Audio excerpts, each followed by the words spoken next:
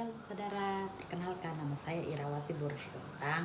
Di sini saya ingin menyampaikan sedikit firman Tuhan yang menjadi penopang kekuatan dalam hidup kita. Amin. Mari kita buka dalam 1 Tawar 16 ayat 34. Sama-sama kita bacakan saudara. Bersyukurlah kepada Tuhan sebab Ia baik, bahwasannya untuk selama-lamanya kasih setianya. Ya saudara, amin. Siapa di sini dalam kehidupannya tidak ada masalah? Ya, semua kita manusia ada masalah. Baik masalah keluarga, masalah pekerjaan, masalah percintaan, masalah kehidupan, semua masalah. Ya, selagi kita masih hidup di dunia ini, kita tidak luput daripada masalah saudara. Amin. Tapi di sini saya ingin menyampaikan sedikit firman Tuhan. Bersyukur ya saudara, saya ingin kita belajar bersyukur bagaimana kita menanggapi masalah tersebut ya. Pribadi saya saudara, ketika saya ada masalah, saya selalu berpikir itu seizinnya Tuhan ya. Tuhan juga mau, Tuhan mengizinkan kita ada masalah karena Tuhan mau apa sih tanggapan kita terhadap masalah, apa yang kita buat dengan masalah tersebut ya saudara. Jadi di sini saya ingin kita sama-sama belajar. Saya buat ada 3 poin atau 3 cara untuk kita tetap bersyukur dalam menanggapi masalah tersebut ya saudara.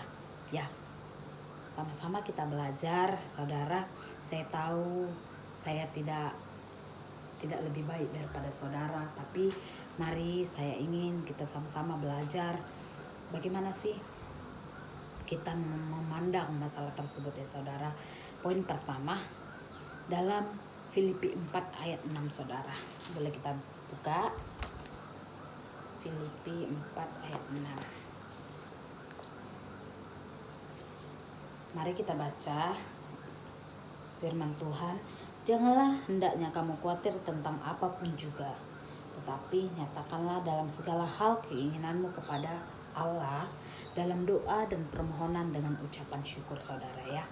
Jadi saya ambil ayatnya yang poin pertama ini, jangan pernah khawatir dan selalu berdoa saudara. Ya, gimana ya saya katakan? Jangan pernah kita khawatir dengan masalah tersebut. Ya, masalah tersebut bisa membuat saya mati, bisa membuat saya hancur. Tidak saudara, ya. Saya tahu kita semua macam-macam, beda-beda masalah. Tapi poin pertama yang ingin kita pelajari ialah jangan pernah khawatir dan selalu berdoa. Janganlah hendaknya kamu khawatir, kata firman Tuhan ya saudara. Amin. Mari kita sama-sama belajar gitu ya, buka pikiran kita bahwa firman Tuhan ini boleh menguatkan kita daripada masalah itu ya saudara. Poin kedua, jangan tetap berpegang teguh dengan iman. Minta maaf. Poin kedua, tetap berpegang teguh dengan iman saudara ya. Ya sama masih di Filipi 4, tapi kita melompat saudara di ayat 13 saudara ya. Segala perkara dapat kutanggung di dalam Dia yang memberi kekuatan kepadaku saudara. Kita semua punya iman, amin. Ya, kita semua punya iman. Seperti yang ada di firman Tuhan ini, perempuan yang 12 tahun itu saudara mungkin sudah tahu bagaimana ceritanya. Dia punya iman saudara. Di dalam diri kita ini kita punya iman. Makanya saya katakan tetap berpegang teguh dengan iman kita. Karena Tuhan bagi kita iman, Tuhan bagi kita pikiran, Tuhan bagi kita hati, semua Tuhan bagi. Karena Tuhan mau gimana sih hidup kita ini tetap berpegang teguh sama Dia saudara. Makanya kita belajar sama-sama. Ya, ada masalah jangan langsung rungut-rungut, langsung menangis, langsung katakan, Tuhan itu gak baik, Tuhan itu gak baik, Tuhan itu selalu membuat saya kesusahan. Jangan ya saudara. Mari sama-sama kita belajar. Saya juga belajar saudara, saudara juga belajar gitu ya. Sama-sama kita dengan firman Tuhan ini tetap berpegang teguh dengan iman. Amin. Segala perkara dapat kutanggung di dalam Dia. Jadi firman Tuhan katakan apapun masalah kita gitu ya, kita tetap bisa berpegang teguh sama Dia. Poin ketiga, selalu mengandalkan Tuhan. Dalam 1 1 Korintus 10 ayat 13. Mari kita buka saudara. 1 Korintus 10 ayat 13. Amin. Mungkin ini ayat ya menjadi, saya katakan ayat favorit saya saudara.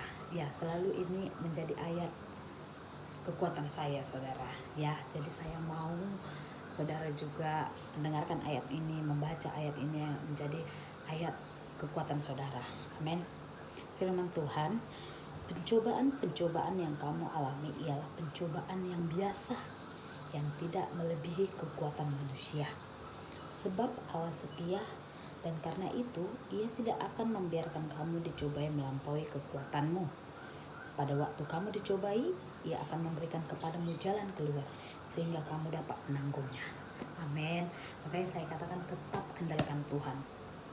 Pencobaan-pencobaan kita ini pencobaan biasa bagi Tuhan, tapi cuma Tuhan izinkan. Tuhan mau, gimana sih kita ketika Tuhan izinkan ini datang, gimana sih, apa sih yang kita alami, apa sih yang kita akan buat, apa kita akan kutuk Dia? Tidak ya saudara. Makanya saya bagi 3 poin tadi. Jangan pernah kita lari dari masalah, atau jangan pernah kita berpikir Tuhan itu jahat karena bagi masalah sama kita, karena Tuhan izinkan masalah itu sama kita. Tapi kita harus selalu bersyukur. Kita harus mengandalkan Tuhan. Kita harus tetap berpegang teguh sama Tuhan, sama iman. Semua masalah-masalah itu pasti akan terselesaikan. Ketika kita ada masalah, ya kita berjalan, ayo tetap mengandalkan Tuhan gitu ya saudara. Tetap kita berpegang teguh sama Tuhan. Amin. Di sini firman Tuhan yang menjadi penonton yang singkat mungkinnya, tapi saya berharap saya dan saudara sama-sama belajar.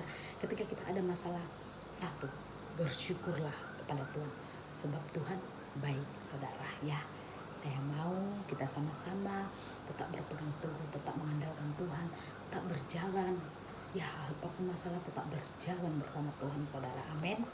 Ya, di sini saya Irhawati Bursyuhatang. Sedikit apapun kesalahan atau perkataan saya saudara, saya minta maaf. Saya tidak baik, saya belum baik lagi ya saudara. Sama-sama kita belajar dalam firman Tuhan, sama-sama kita menguatkan dalam firman Tuhan. Semoga kedepannya apapun yang menjadi masalah kita selalu bersyukur dalam Tuhan. Amin.